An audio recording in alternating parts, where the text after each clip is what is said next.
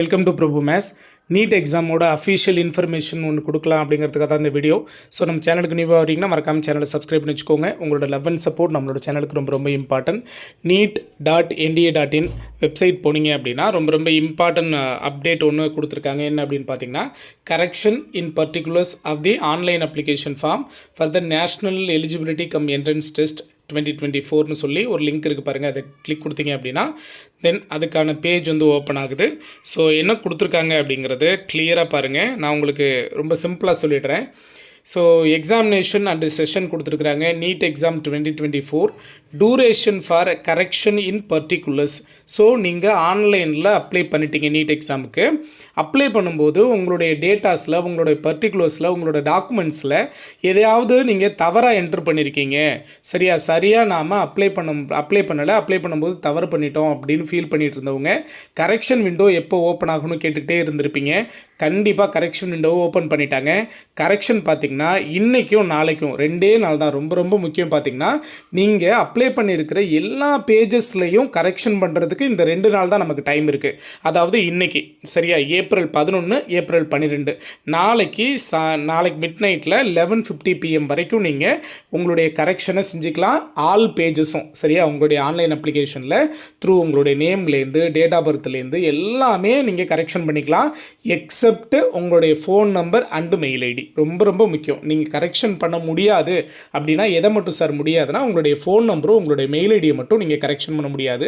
Otherwise உங்களுடைய documents எல்லாத்தையும் நீங்கள் வந்து உங்களுடைய ஃபோட்டோலேருந்து, உங்களுக்கான சர்டிஃபிகேட்ஸ் காப்பிலேருந்து, உங்களுடைய சிக்னேச்சர்லேருந்து எல்லாத்தையும் நீங்கள் டோட்டலாகவே சேஞ்ச் பண்ணுறதா இருந்தால், கரெக்ஷன் எதுவும் இருந்து நீங்கள் சேஞ்ச் பண்ணுறதா இருந்தால் பண்ணிக்கலாம். இல்லை சார் நான் அப்ளை பண்ணும்போதே ரொம்ப பர்ஃபெக்டாக அப்ளை பண்ணிட்டேன், மறுபடியும் நான் போயிட்டு பார்க்கணுமா, தேவையே கிடையாது, நீங்கள் ஃப்ரீயாக இருங்க சரிங்களா. நீங்கள் அதை பற்றி ஒரி பண்ண வேண்டாம். அப்ளை பண்ணும்போது அந்த அப்ளை பண்ண காப்பி வச்சுருப்பீங்க. அதில் பாருங்கள், ஏதாவது நீங்கள் தவறாக அப்ளை பண்ணும்போது எடிட் பண்ணிட்டாங்க, நான் வந்து இந்த டேட்டா கொடுத்தேன், கம்ப்யூட்டர் சென்டரில் அப்ளை பண்ணாங்க, அவங்க இது மாதிரி ஒரு டேட்டாவை அப்லோட் பண்ணிட்டாங்க, நான் அதை கவனிக்க மறந்துட்டேன் அப்படின்னா இப்போ நமக்கு ஒரு அருமையான சான்ஸ் கிடச்சிருக்கு.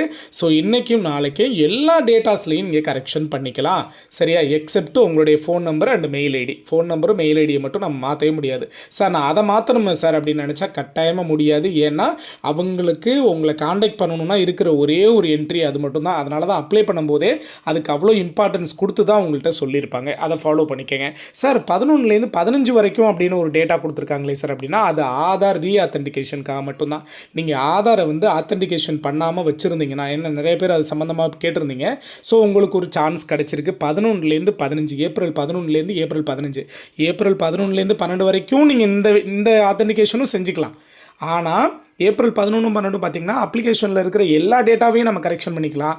அதுக்கப்புறம் சரிங்களா, ஆஃப்டர் 12க்கு அப்புறம் 12, அதுக்கப்புறம் பார்த்திங்கன்னா 13, 14, 15, 11லேருந்து 15 வரைக்கும் ஆதார் ரீஅத்தென்டிகேஷன் கொடுக்கறதுக்கு நீங்கள் இந்த டேட்டா யூஸ் பண்ணிக்கோங்க.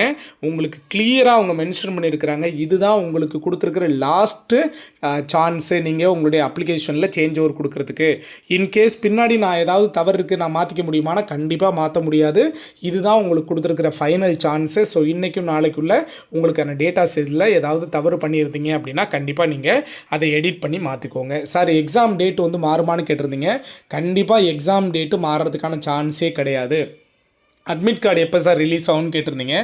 ஏப்ரல் எண்டில், ஏப்ரல் லாஸ்ட் வீக்கில் கண்டிப்பாக உங்களுக்கு அட்மிட் கார்டுங்கிறது உங்களுக்கு கட்டாயமாக ரிலீஸ் ஆகிடும் சரிங்களா. அட்மிட் கார்டு மேக்ஸிமம் பார்த்திங்கன்னா ஒரு எக்ஸாமுக்கு ஒரு 1 வீக் முன்னாடி, அதுலேருந்து ஒரு 8 or 9 டேஸுக்கு முன்னாடி உங்களுக்கு ரிலீஸ் ஆகிடும்.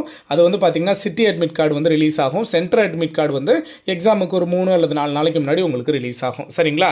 மேக்ஸிமம் அதில் இருந்த ப்ராசஸில் ஏதாவது சேஞ்ச் ஓவர் இருந்ததுன்னா உங்களுக்கு அப்டேட் கொடுத்துட்டே இருப்பாங்க.